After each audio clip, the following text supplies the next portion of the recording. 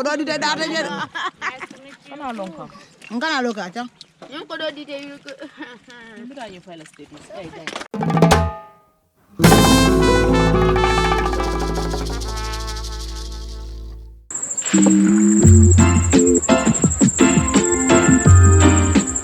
¿Qué tal, gente? Pues ando aquí en Bintang, estoy en un afluente del río Gambia. Me paré a descansar, a editar. Tuve la suerte de conocer Jan, un chico de aquí, me invitó a su casa, me invitaron a comer y todo. ¡Hola! En esta etapa del viaje estoy recorriendo Gambia, un país chiquitito rodeado de Senegal, a excepción por su salida al Atlántico. Me he encontrado con gente muy amable, pero el calor está fuertísimo. El termómetro ha llegado hasta los 49 grados centígrados. ¿Se pueden imaginar eso? Por esto tengo que estar cargando agua continuamente para cuidar no deshidratarme. Pero a pesar de esto, me la estoy pasando muy bien. El ambiente relajado de Gambia me gusta mucho. What's your name? Owen, I am Gustavo. Gustavo. Nice to meet you. You? Where are you from? English. England. Nice to meet you, man. You? Mexico. Y bueno, con el gusto de encontrar personas afines al viaje y a mis intereses. Rubén me contaba que también va para el sur y que también va a paso lento, disfrutando de la gente y del paisaje.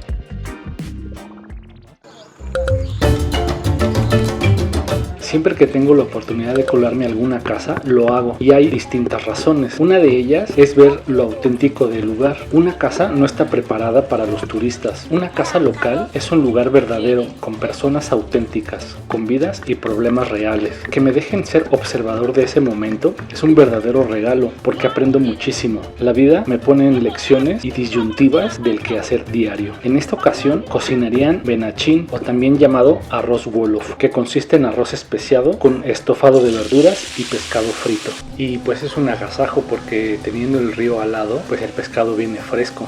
Y la jefa Jainaba se ve que es la autoridad en la casa, porque mientras cocina también da órdenes a toda la gente de afuera. Pues me invitaron a comer aquí en la casa. Aquí en la casa. En la casa, no sé. Va a haber pescado y arroz, muy rico. Y por cuestiones religiosas, los hombres nos sentamos de un lado y las mujeres en otro. Y ha llegado la hora de a degustar este exquisito platillo de Gambia, el arroz wolof. Good appetite. Thank you. Y también a disfrutar la tarde con toda la tropa de la casa. Y miren que éramos bastantes.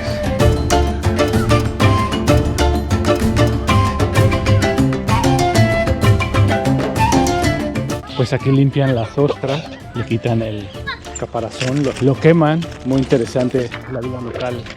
Y como en muchas culturas, en Gambia también la mujer es el pilar de la casa. Las chicas se paran desde las 6 de la mañana y hasta las 6 de la tarde, se la pasan limpiando y sacando ostras. Primero las hornean en un fogón de leña, después las abren y sacan las ostras. Aquí compartiendo un rato con las chicas de Bintang. Bintang bolong. Bintang Bolong. Yes. Están trabajando. Muchas gracias, chicas. Okay. Thank you very much. Very much. Bye bye. nice to meet you. Estoy saliendo de este bonito pueblo, se llama Bintang, y ahora me tocan 100 kilómetros a Soma. Traté de subir el video ayer, pero no hay internet. Tengo que hacer 100 kilómetros para poder subir el video de hoy, domingo. El video lo terminé ayer sábado, pero no hubo internet. Morning. Morning.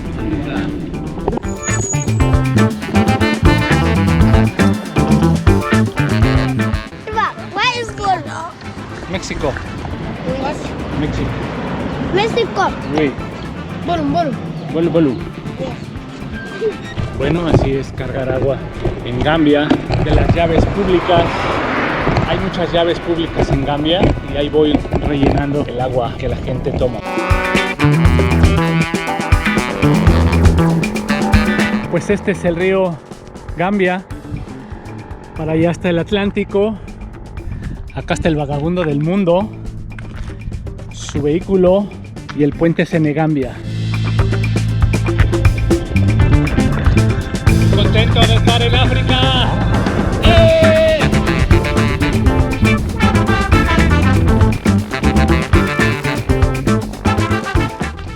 pues aquí disfrutando de la sombra del baobab. Hay 39 grados centígrados y para mi mala suerte hay viento en contra. Está resultando pesada la ruta. Calor y viento en contra. Me faltan 30 kilómetros para Huazú, un sitio arqueológico. Y pues un lugar que no quería dejar pasar de visitar era los círculos de piedra de Huazú, que están en la parte central de Gambia. Están muy cerca del río Gambia. Y bueno, pues estos túmulos se cree que eran de reyes y de jefes de la antigüedad, y se han estimado que tienen más de 1200 años, y sorprende su buen estado de conservación porque se cree que hay una leyenda, que hay una maldición sobre quien perturbe la zona, ¿no? Yo creo que por esto está muy bien cuidada, y el tamaño de las piedras y de las formas circulares varían entre 10 y 20 piedras, y los tamaños de las piedras son de 4 a 6 metros de diámetro. Y la gran concentración de círculos han desconcertado a muchos viajeros a lo largo de los siglos, ya que este lugar ha sido objeto de muchas excavaciones desde los años 1800. Y en algunas excavaciones se han encontrado armas de hierro, puntas de lanza, flechas, cuchillos, algunos recipientes de cerámica y adornos de bronce que están expuestos en el museo de sitio. La isla Janjaburek, donde dormí ayer, está rodeada por el río Gambia.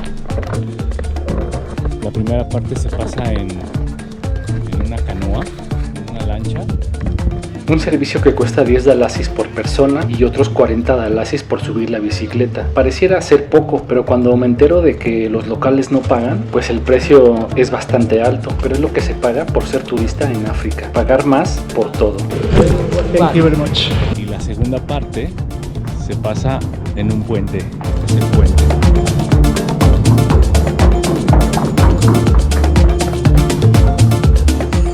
Y mi última parada en Gambia, no muy esplendorosa, fue la isla de Janjanbureh, donde se encuentra tristemente otra casa de esclavos. Esta era regenteada por los ingleses, y aquí juntaban a la gente de la región, las ponían en una especie de sótano, y con la subida del río el agua entraba a este sótano y le llegaba hasta la cintura, y de ahí era donde bebían el agua. Y los esclavos que sobrevivían a esta tortura pues eran embarcados por el río y eran trasladados hasta la isla Gore, que está enfrente de Dakar, y tristemente eran vendidos y llevados al continente americano. Y en 1536 construyeron la primera casa de esclavos, y desde entonces y hasta 1848, año en que Francia abolió la esclavitud, se calcula que al menos 20 millones de personas fueron secuestradas de sus aldeas, tanto hombres, mujeres y niños. Y bueno, pues era un lugar que quería conocer. Me gusta visitar este tipo de lugares para recordar la historia, ¿no? Para tenerla presente y saber quién hizo qué. Pues así quedó la pobre liebre al lado del camino. Pues estoy a 7 kilómetros de la frontera y voy a Senegal para poder continuar a Guinea-Bissau. Y como les contaba en un capítulo anterior, bastante complicada la visa para los mexicanos en Senegal, pero hace 6 semanas que entré de Mauritania a Senegal por una frontera pequeñita. El cruce fue sumamente fácil. Voy a la frontera, espero tener la misma suerte que hace 6 semanas de Mauritania a Senegal. A ver qué pasa en Senegal. Y muy contento de seguir este viaje.